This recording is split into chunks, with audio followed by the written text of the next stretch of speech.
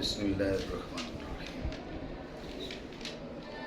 تو بات یہ ہوئی تھی کہ جہاں پر حرکت پائی جاتی ہے وہاں پر ایک متحرک ہے، ایک محرک ہے، ما منہ الحرکت، ما الیہ الحرکت، ما فیہ الحرکت، مقدار حرکت۔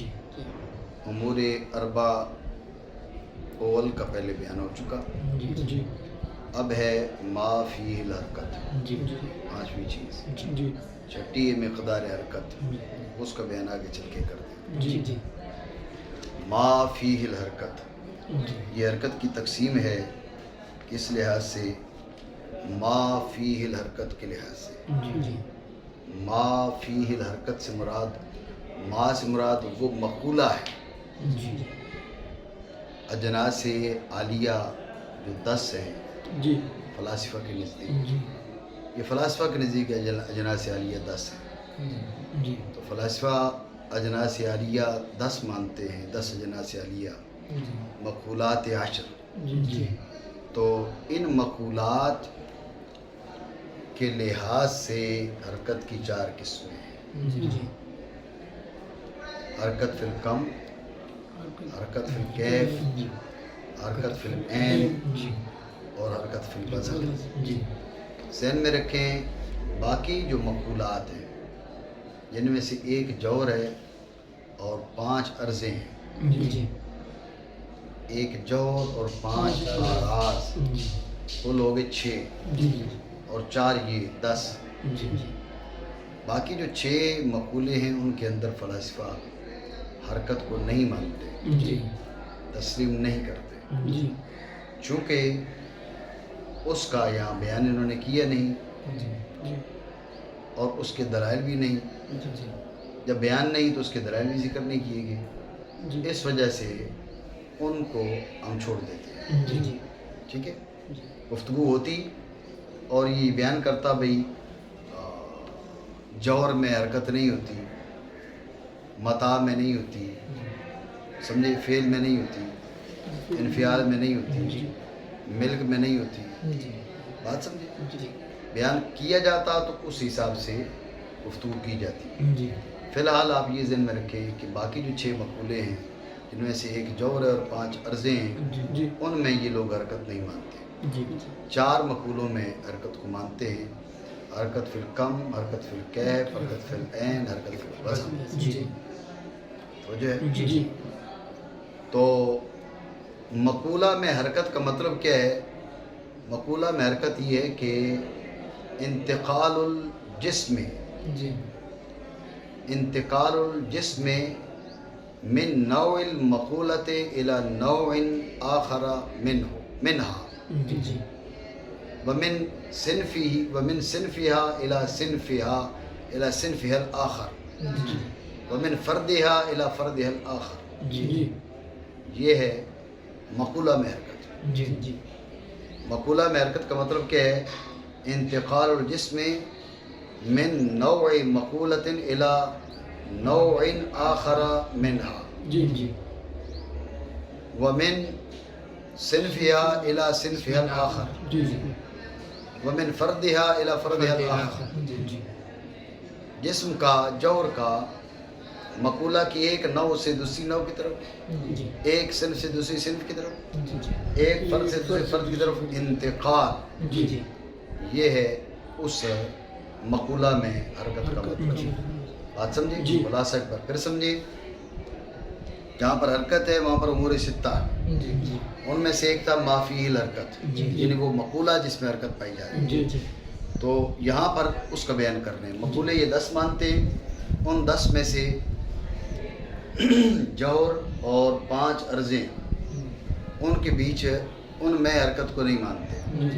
باقی جو 4 رہ گئے، کم، کیف، عین، وضع، کم، کیف، عین، وضع، ان 4 مقولوں میں یہ حرکت کو مانتے ہیں۔ ٹھیک ہے، باقی مقولات میں حرکت نہیں ہے۔ اس کی کیا دلیل ہے؟ چونکہ نہ یہاں انہوں نے دعویٰ کیا نہ دلیل پیش کی، ہمیں اس کے رد وغیرہ اس کی ضرورت بھی نہیں ہے۔ بات سمجھے؟ چونکہ اس کا بیان سرے سے نہیں ہے۔ انہوں نے کہا بھائی 4 مقولوں میں حرکت ہے، کب میں ہے، کیف میں ہے، عین میں ہے، وزن ہے۔ جی تو میں نے آپ کو بتایا کہ ان مقولوں میں حرکت کا مطلب کیا ہے کہ جسم کا، جوہر کا، اس مقولہ کی ایک نوع سے دوسری نوع کی طرف، ایک صنف سے دوسری صنف کی طرف، ایک فرد سے فرد کی طرف انتقال۔ جی یہ بات سمجھے نہیں سمجھے؟ جی ان میں سے پہلی ہے حرکت فی الکم۔ جی کیا؟ حرکت فی الکم۔ حرکت فی الکم، حرکت فی الکم۔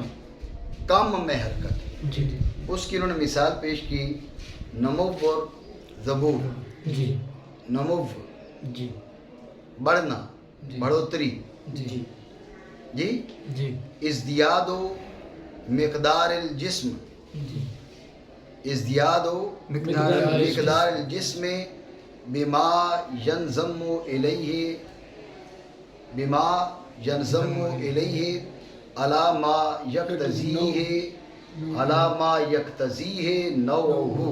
جی سمجھے بات کو؟ جی ازدیاد و مقدار الجسم بما ینضم الیہ، ازدیاد و مقدار الجسم بما ینضم الیہ علی ما یقتضی نوعہ، اور انتقاص و مقدار الجسم بما ینفصل عنہ علی ما یقتضی نوعہ، یہ ضبور ہے۔ جی جی بات سمجھے؟ جی ازدیاد و مقدار الجسم اور انتقاص و مقدار الجسم۔ جی ازدیاد مقدار جسم بما ینضم الیہ، جی اور انتقاص مقدار جسم بما ینفصل عنہ، جی یہ نمو ہے اور یہ ضبور ہے۔ جی جی بات سمجھے؟ جی جی یہاں پر یہ بات ذہن میں رکھنا، ازدیاد مقدار جسم اور انتقاص مقدار جسم جی یہ 2 طرز پر ہے۔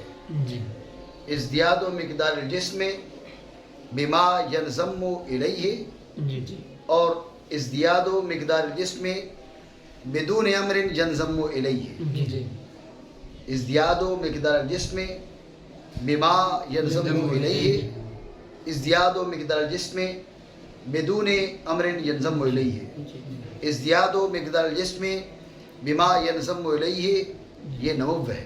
جی ازدیاد و مقدار الجسم بدون امر ینضم الیہ، یہ تخلخل ہے، جی تخلخل۔ جی جی ٹھیک ہے۔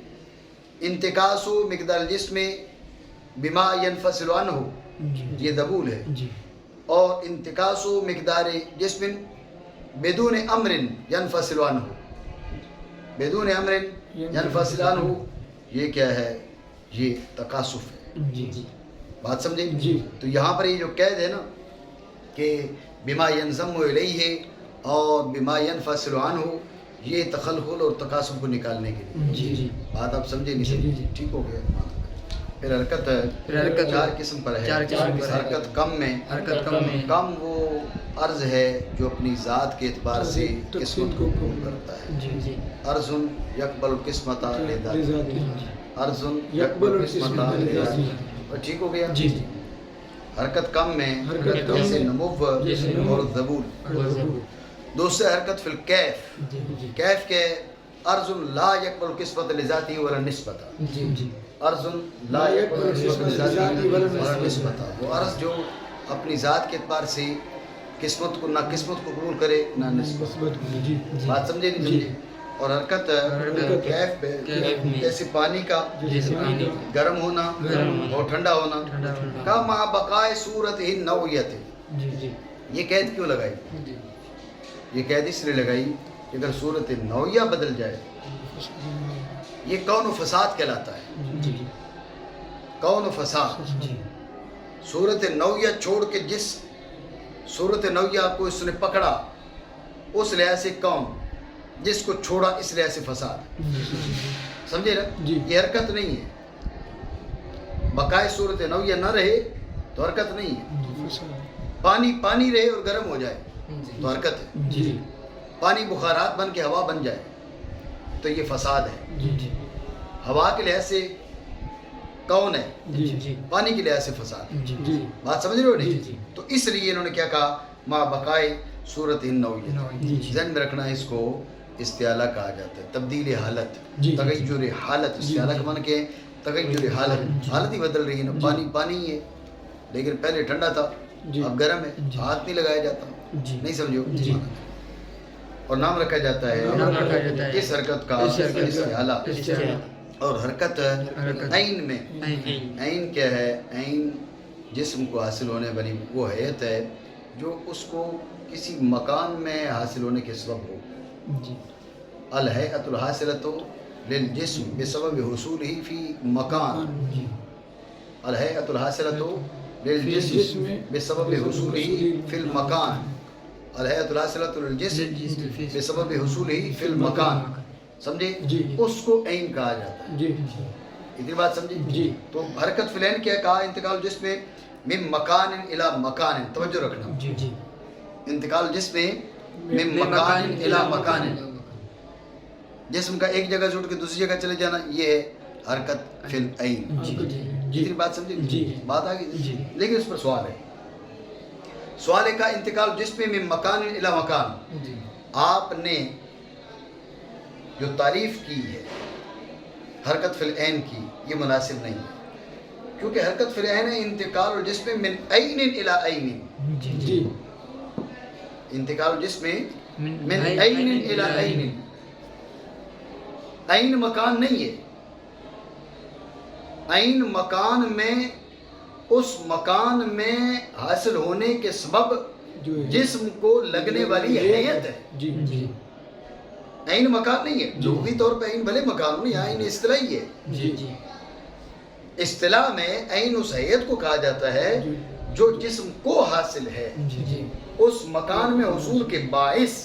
جی تو حرکت فی العین ہے انتقال من عین الی عین. جی. آپ نے کہا انتقال من مکان الی مکان، جی جی. یہ طرف تو مناسب نہیں. جی. اعتراض سمجھے؟ جی. جی بات سمجھے؟ جی تو اس کا جواب یہ ہے کہ انتقال من عین الی عین کو لازم ہے انتقال من مکان الی مکان. جی یہ تعریف باللازم کر. جی. جی جی یہ بات درست ہے. جی اصل میں ہے الانتقال من عین الی عین، جی جی انتقال من عین الی عین، ایک عین سے دوسری عین کی جانب انتقال. یہ کیا ہے؟ یہ ہے حرکت فی العین. جی لیکن جب ایک عین سے دوسری عین کی طرف انتقال ہوگا نا، آپ کو یہاں بیٹھے ہوئے ایک حیت حاصل ہے، ادھر جا کے بیٹھ جائے دوسری حیت حاصل ہو جائے گی. جی ٹھیک ہے؟ تو اب حیت من عین الی عین ہوا جی. اور من مکان الی مکان بھی ہے. جی. جی تو عین الی عین کو مکان الی مکان لازم ہے، تو یہ تعریف باللازم کر دیں. جی. ورنہ اصل تعریف یہ ہے کہ من عین الی عین. بات سمجھو جی نہیں؟ جی ٹھیک ہو گیا. جی. اور وہ ہے جسم کا ایک مکان سے دوسرے مکان کی جانب بطور تدریج منتقل ہونا. انہوں نے کہا نا بطور تدریج منتقل ہونا، تو اس کو ضرورت نہیں تھی کہنے کی، کیونکہ حرکت ہے ہی تدریجی. جی. تدریجی انتقال کا نام بر، اور نام رکھا جاتا ہے اس کا نقلہ. ماقبل میں جو تھی اس کا نام تھا استحالہ، اس کا نام ہے نقلہ. اس کے بعد حرکت فی الوضع. جی. وضع کیا ہے؟ وضع جسم کو حاصل ہونے والی حیت ہے جو اس کے بعض اجزاء کی بعض کی جانب نسبت کے سبب ہو، اور اجزائے جسم کے امور خارجیہ کی جانب حاصل ہونے والی نسبت کے سبب. جی جی بات سمجھے؟ جی. جسم کی کے اجزاء کی ایک دوسرے کی جانب بھی نسبتیں ہیں، جی. اور جسم کے اجزاء کی امور خارجیہ کے ساتھ بھی نسبتیں ہیں. جی. جسم کے اجزاء کی ایک دوسرے کی جانب نسبتوں کے باعث اور امور خارجیہ کی طرف نسبتوں کے باعث، اس باعث جو اس کو حاصل ہو رہی ہے نا حیت، اس حیت کا نام ہے وضع. جی. جی. بات سمجھو نہیں؟ جی. اب آپ دیکھیں نا، میں ایسے بیٹھا ہوں، اب میں اپنے اجزاء کے اعتبار سے میں بالکل سیدھا بیٹھا ہوں. جی جی سمجھے بات کو؟ جی. میں بالکل سیدھا بیٹھا ہوں. یہ پیچھے جو پینافلیکس ہے، اس کا ایک مخصوص ایریا وہ میری پشت کے پیچھے ہے. جی. ٹھیک ہے؟ اب میں ایسے بیٹھ جاتا ہوں. جب میں ایسے ہوا تو اپنے اجزاء کے لحاظ سے میں نے دائیں جانب جھکاؤ کر لیا، جی. جی اور ادھر بھی نسبت بدل گئی. جی وہاں پہلے بالکل جو پشت کے پیچھے تھا، اب بالکل وہ نہیں رہا، تھوڑا سا بدل گیا. جی جی ایسا ہے نہیں؟ جی. یہ وجہ ہے. جی بات سمجھے؟ جی. جسم کو حاصل ہونے والے وہ حیت جو بعض اجزاء کی بعض کی طرف جی. اور اجزاء جسم کے خارج کی طرف نسبت سے جو حیت حاصل ہوتی ہے، یہ وجہ کہلاتا ہے. جی بات سمجھے؟ جی. توجہ رکھیں. حرکت فی الوضع میں دھیان رکھو، جی حرکت فی الوضع میں بعض اوقات حرکت فی العین بھی ہوتی ہے اور کبھی نہیں ہوتی. حرکت فی الوضع میں حرکت فی العین بھی ہوتی ہے اور بعض اوقات حرکت فی الوضع ہوتی ہے، حرکت فی العین نہیں ہوتی. حرکت فی الوضع ہو اور حرکت فی العین بھی ہو. آپ بیٹھے اٹھ کے کھڑے ہو جاؤ، آپ بیٹھے ہو تو اٹھ کے کھڑے ہو گئے ہو، تو آپ کے جسم کے اجزاء ایک دوسرے کے ساتھ جو نسبت ہے یہ بدل گئی ہے. یہ نسبت بدل گئی ہے. اب دیکھو نا، ادھر بیٹھے ہو تو گھٹنا یہاں آ رہا ہے، ٹھیک ہے. اٹھ کے کھڑے ہو جاؤ گے تو سینے اور گھٹنے کا فاصلہ اچھا خاصا بڑھ جائے گا. نسبتیں بدلی نا، باقی اعضاء بدن کے بدل گئی. اور چھت ابھی جتنے فٹ ہے، اٹھ کے کھڑا ہوگا تو اور کم ہو جائے گی، وہ نسبتیں بدل جائیں گی، نہیں ہوں گی. تو یہ جو سامنے تمہاری ڈیسک ہے، اس کے ساتھ جو تمہارے اجزاء بدن کو جو نسبت ہے، اٹھ کے کھڑے ہو جاؤ گے یہ نسبت بھی بدل جائے گی. ادھر ساتھ جو لڑکے بیٹھے ہوئے ان کے ساتھ جو نسبت ہے وہ بھی بدل جائے گی. بات سمجھے نہیں؟ غور کرو، یہ وضع بدلی ہے اور مکان بھی بدلا ہے. مکان بھی بدلا ہے کیونکہ ابھی یہاں تک تمہارا یہ مکان ہے. اٹھ کے کھڑے ہو گئے تو اب جہاں تک جاؤ گے وہاں تک مکان تمہارا بن گیا. میں مکان الا مکان بھی ہے نہیں ہے. تو یہ حرکت فی الوضع بھی، حرکت فی العین بھی. حرکت فی الوضع ہو، حرکت فی العین نہ ہو، اس کی مثال کیا؟ اس کی مثال ایک کرہ لے لیں، ٹھیک ہے. ایک کرہ لے لیں اور اس کو اپنی جگہ پر گھمائیں. جیسے گلوب لگا آتے ہیں نا، گلوب لگا آتے ہیں، اس کو اپنی جگہ پر موو کریں، وہ اپنی جگہ پر موو ہوگا. آپ غور کریں، کل اپنی جگہ پر ہے، مکان نہیں بدلا. مکان نہیں بدلا، کل جہاں پر تھا وہیں کا وہیں ہے. لیکن اجزاء کی ایک دوسرے کے ساتھ نسبتیں بدل گئی. اجزاء کے خارج کے ساتھ نسبتیں بدل گئی. جو مشرق میں تھا وہ مغرب میں چلا گیا، جو مغرب میں تھا مشرق میں آ گیا. شمالی جنوبی بن گیا، جنوبی شمالی بن گیا. نہیں ہوا، نسبتیں بدلی نہیں بدلی، ٹھیک ہو گیا. یہ نسبتیں، یہ حرکت فی الوضع حرکت فی العین نہیں ہے. کیوں؟ اس لیے کہ عین وہی ہے، مکان وہی ہے، لیکن جو نسبتیں اجزاء کی آپس میں اور نسبتیں اجزاء کی خارج کے ساتھ ہیں وہ نسبتیں بدلی گئی. مصنف نے کیا کیا؟ مصنف نے یہ دوسری مثال پیش کی. یہ دوسری مثال پیش کی. تو آپ سوال کر سکتے ہیں کہ جب حرکت عینی حرکت وضعیہ کی دو قسمیں ہیں تو فقط دوسری مثال کیوں؟ تو اس کا جواب اس گفتگو سے واضح ہے کہ اصل میں حرکت عینیہ کی دوسری مثال اس نے پیش کی کہ وہ حرکت عینیہ کی وہ مثال پیش کی جس میں محض حرکت عینیہ ہے. اگر پہلی مثال پیش کرتے تو اب حرکت عینیہ اور وضعیہ آپس میں اکٹھی ہیں. طالب علم کے لیے، مبتدی کے لیے فرق کرنا مشکل ہو جاتا. سمجھے بات؟ اس لیے وہ مثال پیش کی جس میں فقط عینیہ ہے، حرکت وضعیہ ہے، فقط حرکت فی الوضع ہے، تاکہ اس کے لیے آسانی ہو جائے. نہیں سمجھو بات؟ دوبارہ سمجھو خلاصہ کلام. میں نے آپ کو بتا دیا کہ حرکت وضعیہ دو قسم کی ہے. ایک وہ ہے جو جس میں حرکت عینیہ بھی پائی جاتی ہے، دوسری جس میں صرف حرکت وضعیہ ہوتی ہے. فقط حرکت وضعیہ ہو یہ ہے کرہ کی حرکت، اپنے مرکز کے گرد، یہ کرہ کی حرکت ہے. جسم کی حرکت الاستدارہ ہے. سمجھے بات کو؟ اور حرکت عینیہ کے ساتھ ہو تو یہ باقی جتنی بھی حرکات وضعیہ ہیں وہ اس میں حرکت عینیہ بھی پائی جاتی ہے. تو مصنف نے وہ مثال پیش کی جس میں حرکت وضعیہ عینیہ نہیں ہے. تو یہ مثال کیوں؟ اس لیے یہ پیش کی تاکہ مبتدی کو سمجھنا آسان ہو جائے، کیونکہ وضعیہ عینیہ اکٹھے ہوں گے تو اس کے لیے سمجھنے دشواری ہوگی. وہ مثال کی جس میں فقط وضعیہ ہے. نہیں سمجھو؟ حرکت فی الوضع، اور وہ یہ ہے کہ وہ جسم کے لیے حرکت علی الاستدارہ. یہ اعتراض ہے کہ یہ جسم کا علی الاستدارہ ہونا ضروری تھوڑا ہی ہے. وہ تو بندہ بیٹھا اٹھ کے کھڑا ہو جائے جب بھی حرکت فی الوضع پائی جاتی ہے. تو اس کا جواب دے دیا کہ یہ اس مثال کو پیش کرنا چاہتے ہیں، وہ بات کرنا چاہتے ہیں جس کو سمجھنا مبتدی کے لیے آسان ہے، کیونکہ اس کے اجزاء مبین ہو جاتے ہیں. اس کے مکان کے اجزاء یعنی اس کے اجزاء کی جو نسبتیں مکان کے اجزاء سے بدل جاتی ہیں. مشرق والا مغرب، مغرب والا مشرق، شمال والا جنوب، جنوب والا شمال، یوں ہو جاتا ہے. کیا کہا؟ وہ یلازم کلہ مکانہ، اس کا کل اپنی جگہ پر رہتا ہے. یہ کیوں کہا؟ یہ بتانے کے لیے کہ نسبت حرکت عینیہ نہیں ہے اور اس کا کل اس کے مکان کو لازم رہتا ہے. تو تحقیق بدل گئی، اس کے اجزاء کی نسبتیں اس کے مکان کے اجزاء کی جانب الگ تدریج. یہ کیا ہے؟ یہ حرکت وضعیہ ہے. بات سمجھے؟ یہ ما فیہ الحرکت، اس کا بیان ہو چکا، مزید بات آگے کرتے ہیں.